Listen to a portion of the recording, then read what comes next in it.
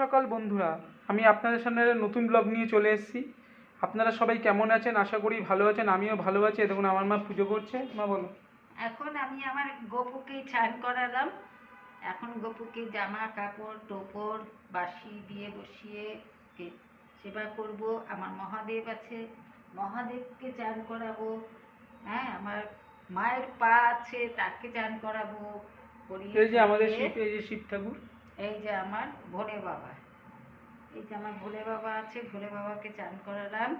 চান টান করিয়ে কালকে ভোলে বাবার পুজো হয়েছে। হ্যাঁ, সুন্দরভাবে পুজো হয়েছে ভোলে বাবার। আজকে ভোলে বাবাকে তুললাম, তুলে এখন গপুকে জামা কাপড় পরাবো। গপু জামা কাপড় পরে তারপরে গপু আজকে আরেক গপু আছে আমার লোকনাথ মন্দিরে, সেই গপুর কাছে আজকে গপু বেড়াতে যাবে। এটাই হলো আমার আমি আজকে তাড়াতাড়ি স্নান টান করে নিলাম, করে নিয়ে এখন আমি সব পুজো করতে বসছি। ঠাকুরকে সেবা দিয়ে তারপরে আমি সব কাজ সারবো, এই তো।